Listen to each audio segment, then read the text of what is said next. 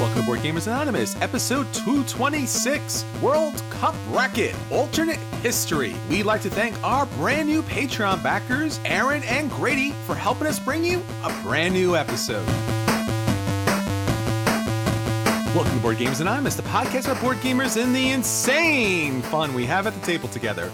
This is Chris. And this is Anthony. Hey, Anthony, you're back and you're not Jason. And yeah, I'm not Jason. Thank you, Jason, though, for hopping on. I did send him a message on Slack thanking him for stepping into my shoes.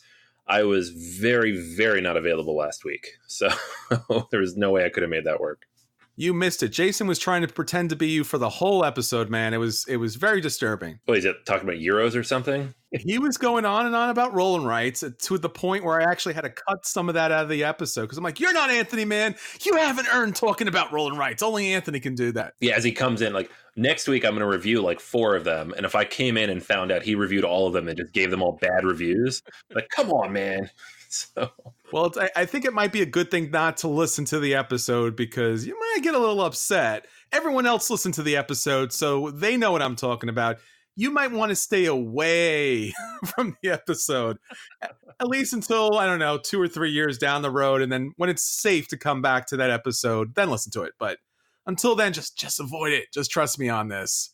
But by chance, I don't know, did you get to go to any gaming places or meet any gamers or get any random hugs for people? Yeah, I mean, so I was in Seattle for the week. My mom actually graduated from college. Her lifelong goal achieved. It was really, really cool. No gaming there, obviously.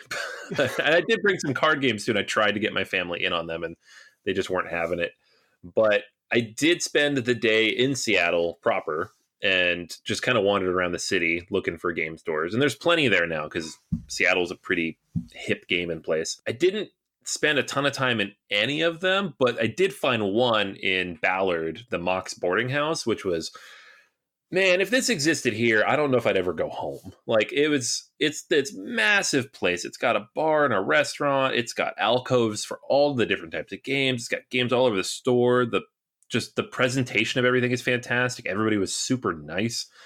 It's basically if you found a gaming place that was a real store with real processes and real, like, it's not just like a hole in the wall. It's like an actual place.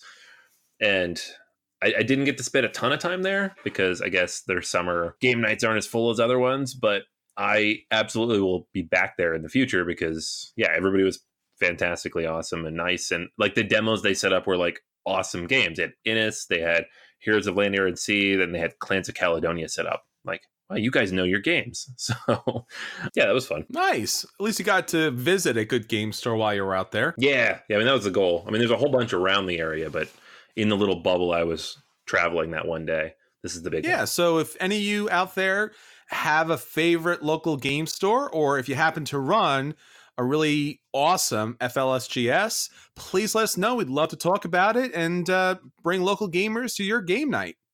All right, Anthony. So that is a lot of things that are going on with BGA while you're gone. So let's catch everybody up. Let's tell them about what's going on with Patreon. All right. Yeah. So Patreon is where it's happening these days. If you have not caught the last couple of episodes, we have made a few changes, and for good reason. Patreon changed a few of their policies. Some of it's legally related. Some of it has to do with policies in other countries.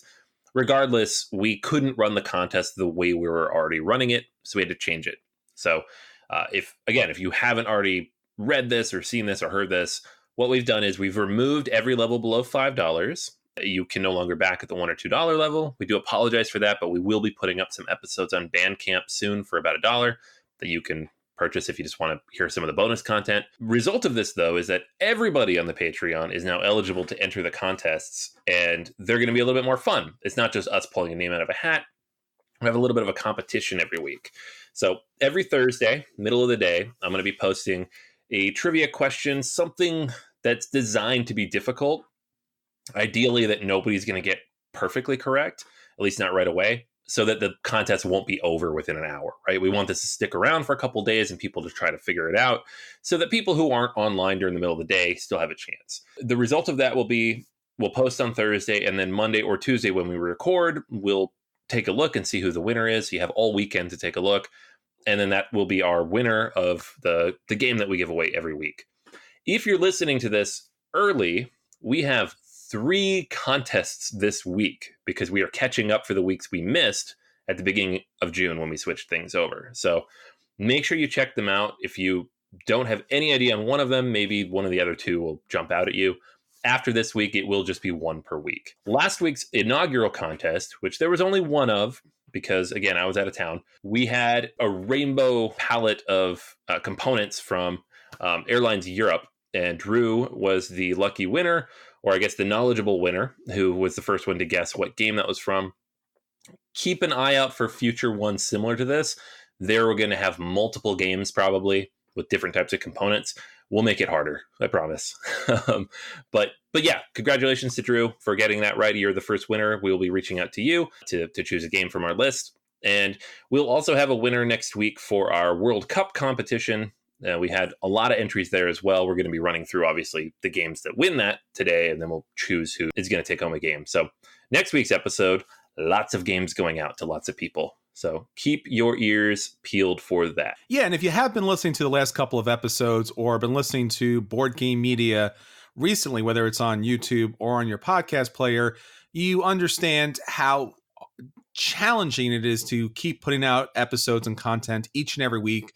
And we greatly appreciate your financial support and you letting other people know about the podcast, whether it's companies, publishers, or your local friendly game store. That helps keep us going. That helps us in the industry. That helps grow board gaming, because being independent and understanding that you can trust our reviews because they are not supported by direct publishers, but they're supported by people like you, means the world to us. And I know it means the world to you. So once again, thank you everyone for every little thing you're doing. It does mean a great deal. And we're going to bring you more great content. All right, Anthony. So that's what's going on with BGA. Let's get into what's going on with our listeners. What's our question of the week? All right, yeah. Last week was E3, the big annual video game convention in Los Angeles. This year was not the best E3 ever, but still lots of new video games announced, lots of exciting stuff happening. So I asked everybody, for those that still play video games, what is your game of choice for those nights on which you are not playing board games?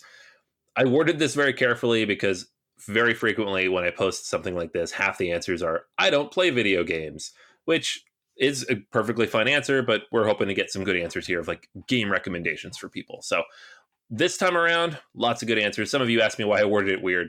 There you go. So let's just run through a few of these.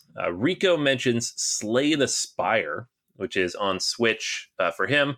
It's a roguelike deck builder that does some cool thing with card upgrades. This is not one I've heard of, so I've actually put this on my list to go check out because it sounds cool to me. Patrick mentions Assassin's Creed Odyssey. I actually was obsessed with this game last fall for a short bit.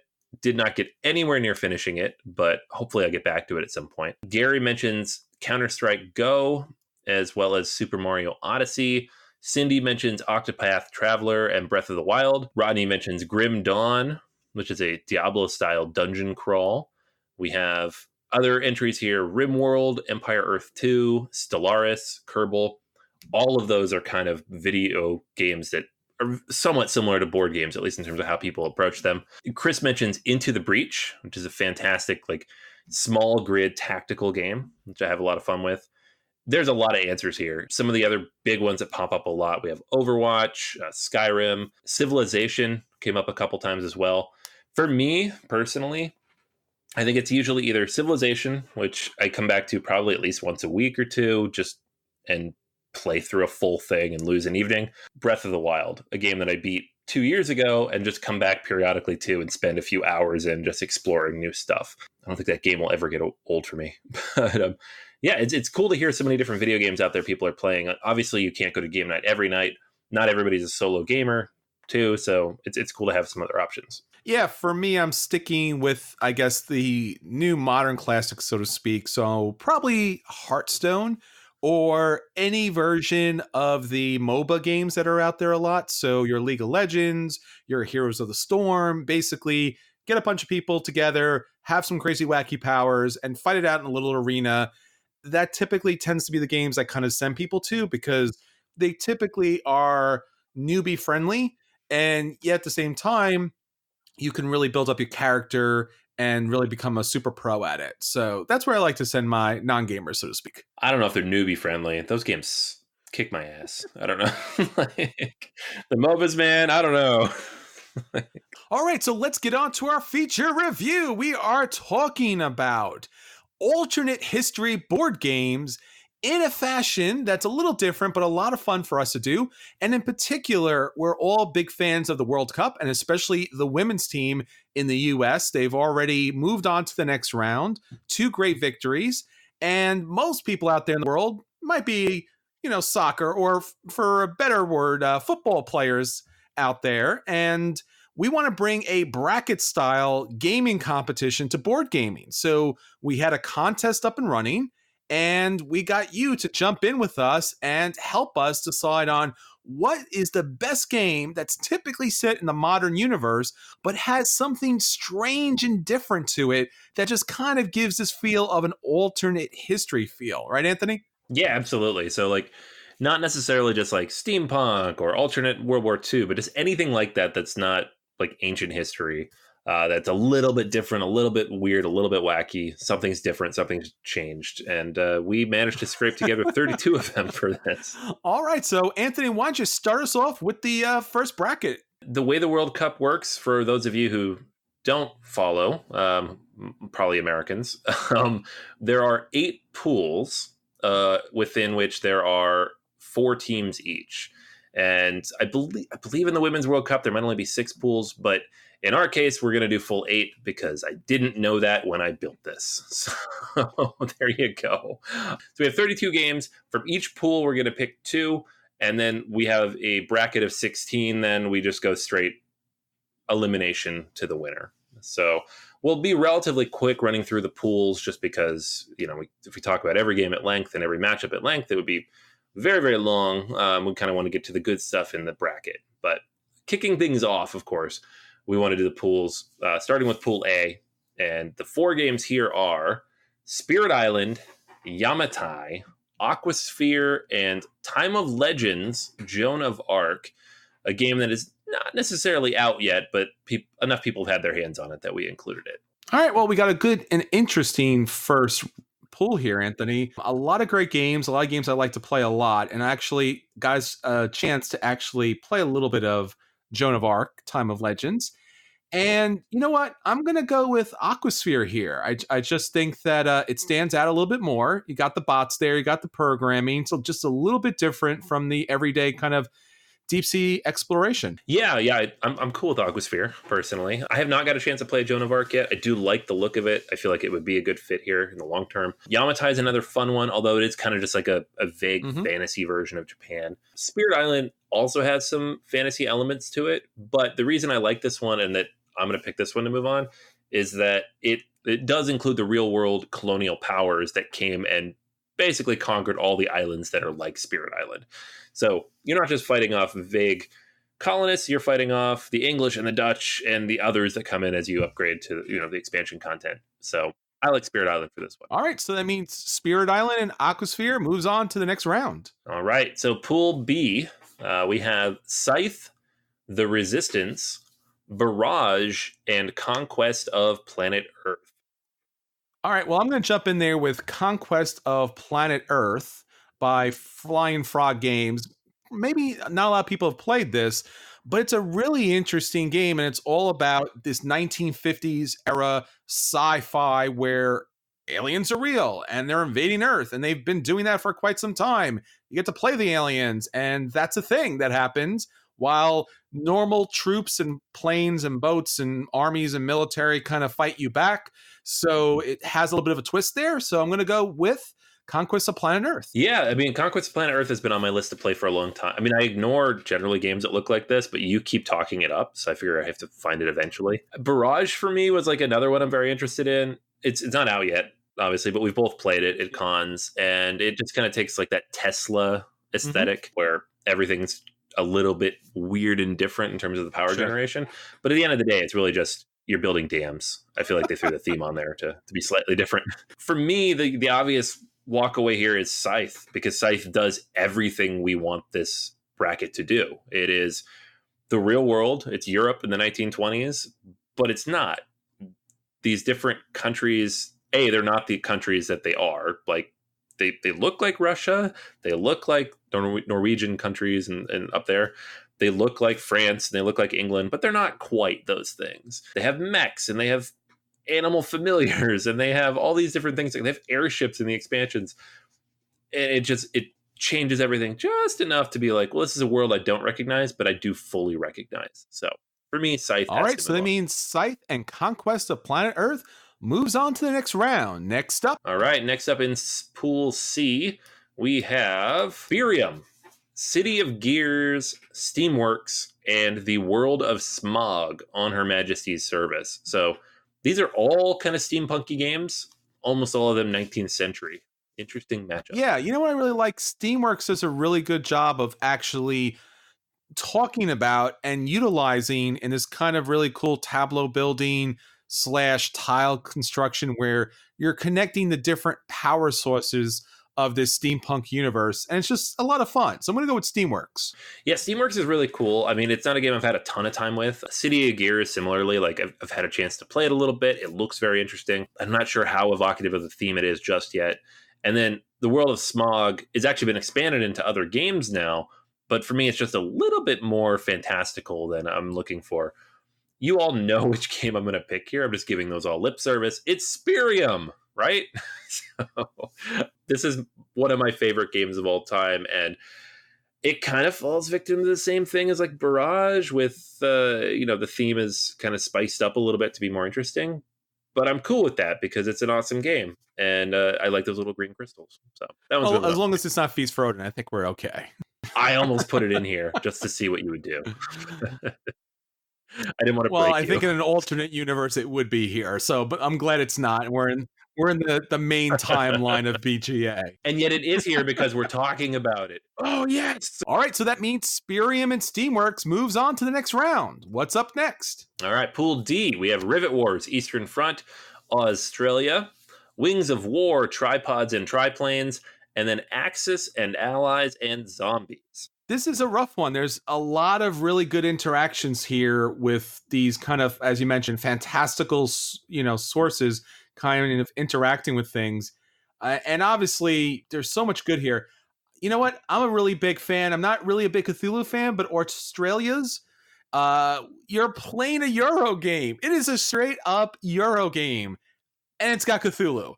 And somehow it works. And I actually like it a lot. So I'm going to go with Australia's. I've avoided that game for so long because it was like, it's Cthulhu. And they like this military guy in the cover. I'm like, there's no way I'm going to like this. But everything I've heard about it says, no, you'd probably like this. So I need to get it out. Yeah, the other ones here are interesting. Wings of War, the Tripods and Triplanes.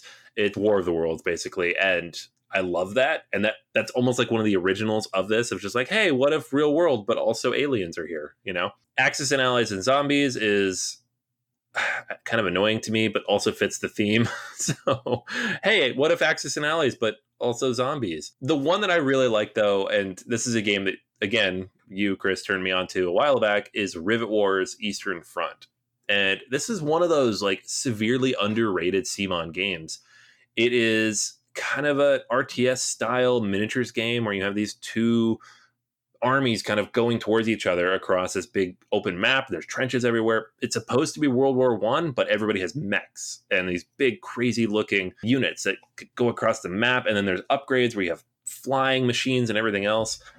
It looks incredible. The minis are great, of course, at CMON, and it just doesn't get played enough. So I'm going to go with Rivet Wars. All right, so that means Rivet Wars Eastern Front in Australia moves on to next round. All right, Pool E. We have Mission Red Planet, Baseball Highlights 2045, BioShock Infinite, The Siege of Columbia, and The Reckoners. So in general, I tried to avoid having too many IP-based games in this list because that would make it a little bit easy and kind of imbalanced. There are a couple in this pool, but they're decently obscure that I felt that it was okay to throw them in. Yeah, they definitely are. And they're definitely things that you should have played or be familiar with. But you know what? I'm going to go with Mission Red Planet. I think you talked about this earlier. It has this really interesting early film look at what future space travel might be like in kind of like an early 1910, 1920s, 1930s kind of look. So everything was quite a little bit along the lines of like a predate steampunk, but it has this very fantastical, very posh look to everything. And the game's a lot of fun. So I'm going with Mission Red Planet. Yeah, it's a really good game. I really like it a lot. BioShock Infinite is a fantastic video game. The board game is it's fine. Again, it really is just that theme and not even really well implemented.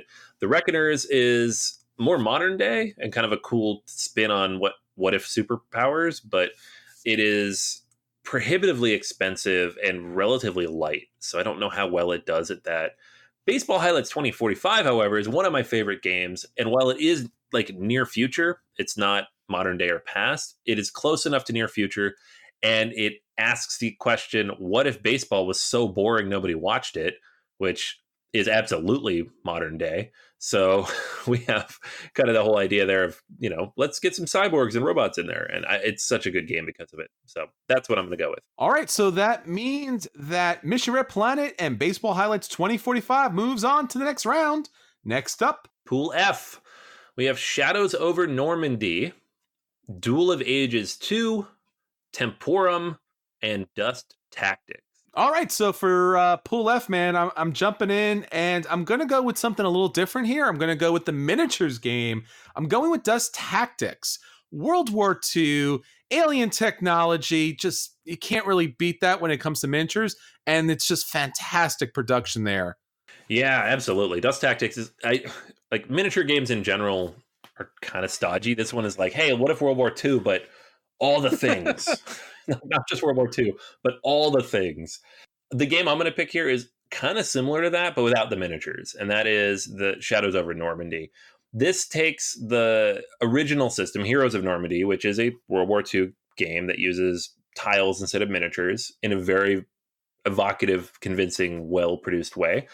And it replaces some of the factions with the Nazi Cult of the Black Sun, the Ancient Deep Ones tribe, and then, of course, you also have the U.S. Rangers because you have to have good guys in there somewhere. So it's basically Cthulhu in World War II, which it doesn't seem like it would work that well, but it works extremely well. This game is just such an interesting twist on that whole system of mechanics. And absolutely worth checking out if you want a World War II game that is a little bit All right, different. so that means Shadows over Normandy and Dust Tactics moves on to the next round.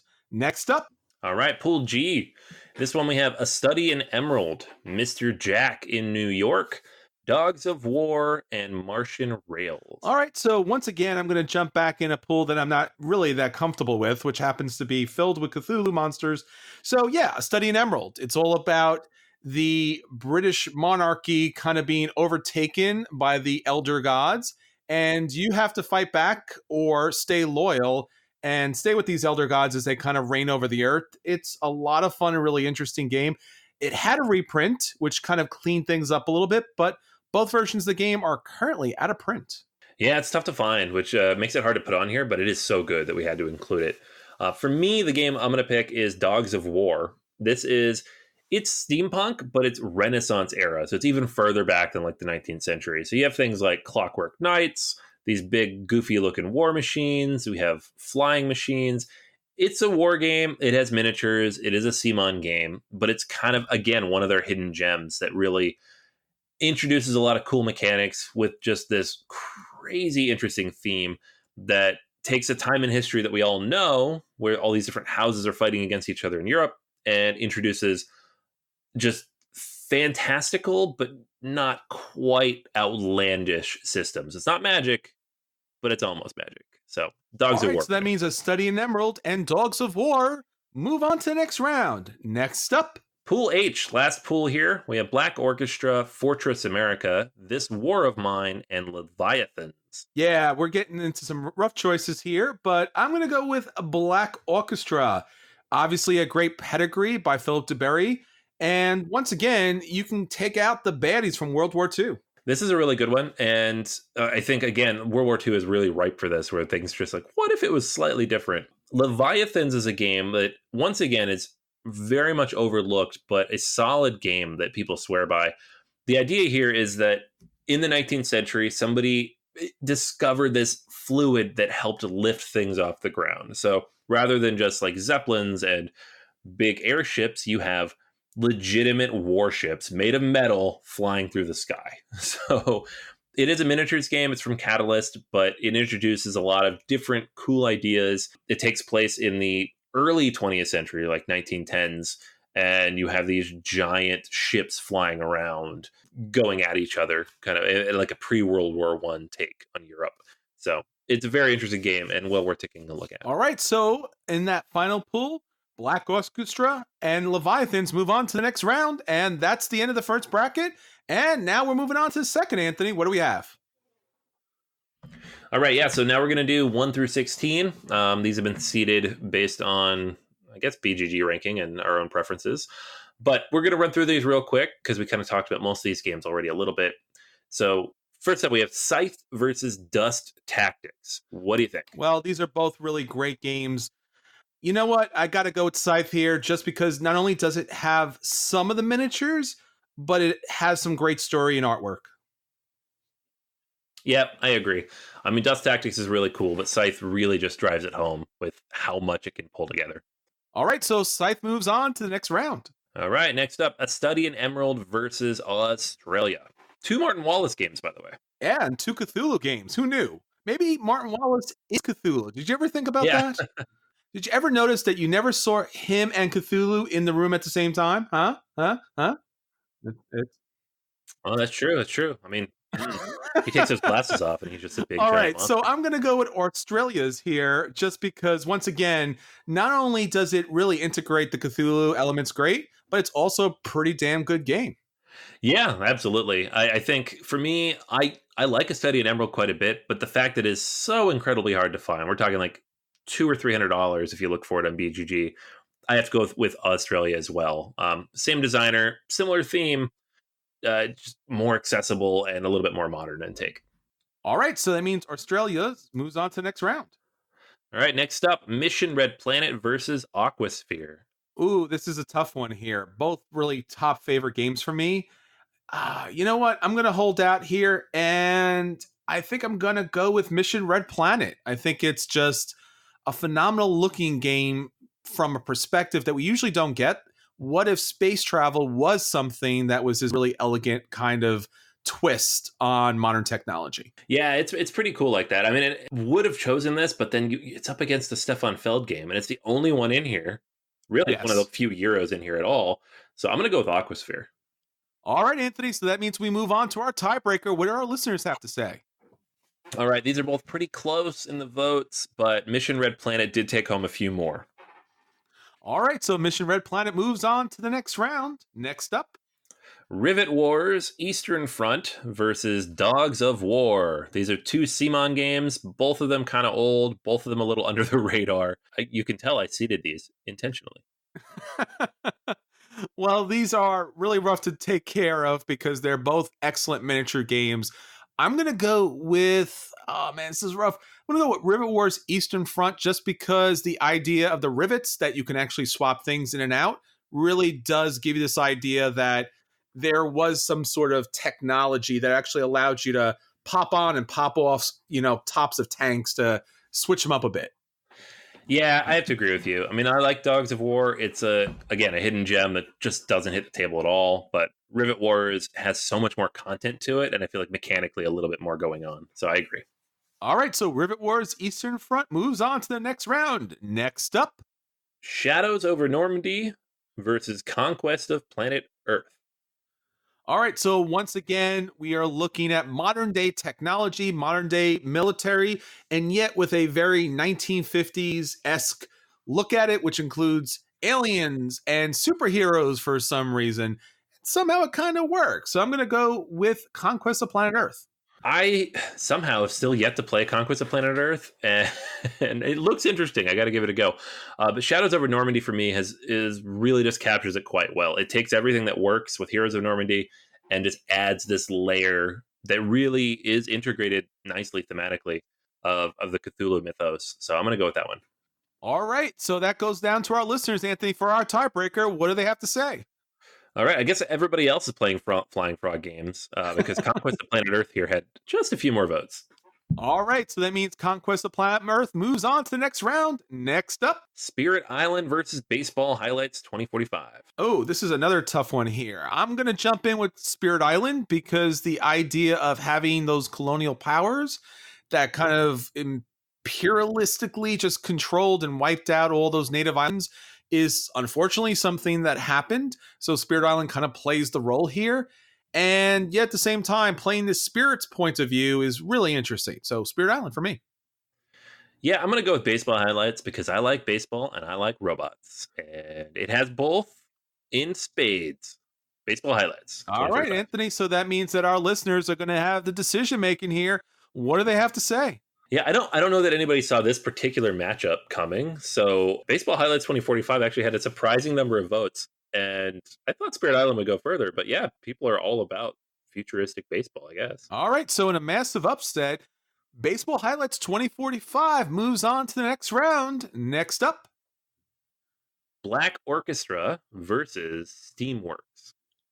All right, so I'm going to go once again back with the old classic Steamworks here, just because the idea of connecting different technologies that really aren't a thing, so to speak, at least in modern day, and see how they play out was a lot of fun. So I'm going with Steamworks.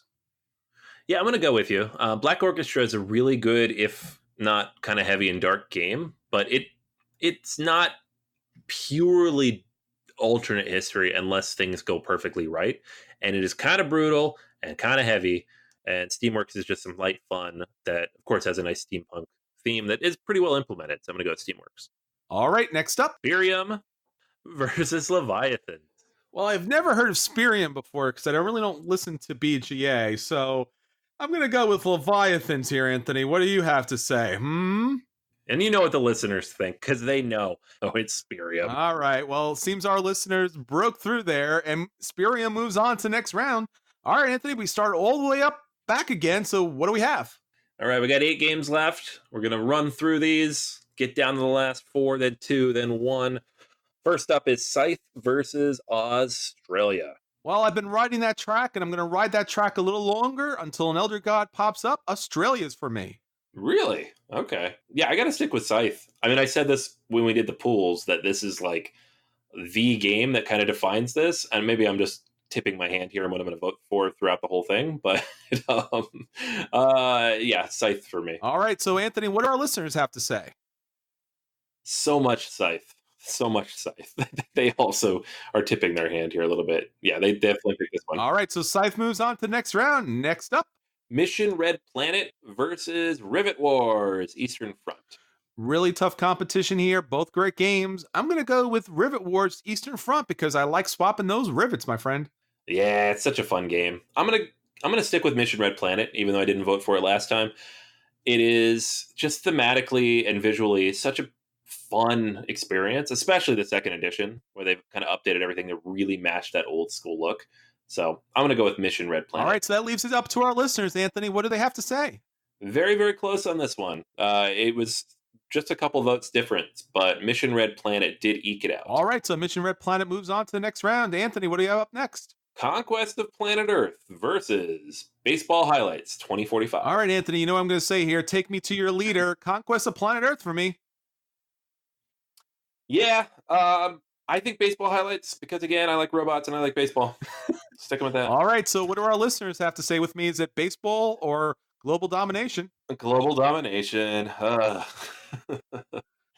They like Conquest of Planet Earth on this one. All right, so Anthony, what do we have next? Steamworks versus Spirium. All right, well, I think this is the point where your game comes to an abrupt halt and you run out of little green rocks, Anthony. I'm going to go with Steamworks here because Steampunk's rules, man. Let's leave it to our listeners. Well, listeners, have you listened to BGA before? What would you guess that I would pick? Guess what they guessed? They guessed Spirium. All right, so little green rock. Yeah. Little green rocks tops out over Steam. I see what you did there. All right, Anthony. So we jump back up to the top. What do we got? We got Scythe and we got Mission Red Planet. All right. You know, these are both fantastic games. The artwork on both of these things are great. Their mechanics are really fantastic. It's a really tough pick here. I'm gonna go with Mission Red Planet. Just it's a little more sexy and it's in outer space, my friend. Yeah, I mean, I've been saying this since the beginning. Scythe is such a strong representation of just that twist on the history and such beautiful artwork to go with it. So I'm going to go All right, Scythe. so that leaves it up to the listeners. Are they going to the Red Planet or are they going back in time? A little bit closer than I would expect. Honestly, I wouldn't expect that many people played Mission Red Planet, but it got a decent number of votes. Regardless, Scythe did come out All on right, so top. that means Scythe moves on to the next round. Next up, Anthony, what's our final matchup there? Conquest of Planet Earth, one of your hidden gem favorites, versus Spirium, one of my hidden gem All favorites. right, so we know what we're each going to pick here. Let's leave it up to our listeners. All right, listeners, come through big time, buddies. Yeah, so I feel like this is like a vote for which hosts they like best. I don't know. Oh, is that what it is? And I only say that because they picked Spirium. Woo! I win. Yeah, they did miss you last week. Jason was good, but they missed the original there. No Spirium. He's no Spirium. That's right. All right, so Spiria moves on to the final round. So here we are, the final big matchup when we're talking about alternate history, things that are just a little different and yet the same. So we have our two big games, Scythe versus Spirium, the battle of the S's, so to speak. Anthony, you know what you got to do. You got to go first because, Sophie's choice here, man. Which child do you love more? I'm going to pick Spirium because I've already dragged this horse all the way here. Even though I think Scythe does a better job of what we're doing here. But if we've established anything with these brackets, I will drag a game several rounds further than it should go. So Spirium all the way. Yes, you do. Where and I, on the other hand, will go with the best, the crowd favorite. It's got to be Scythe here.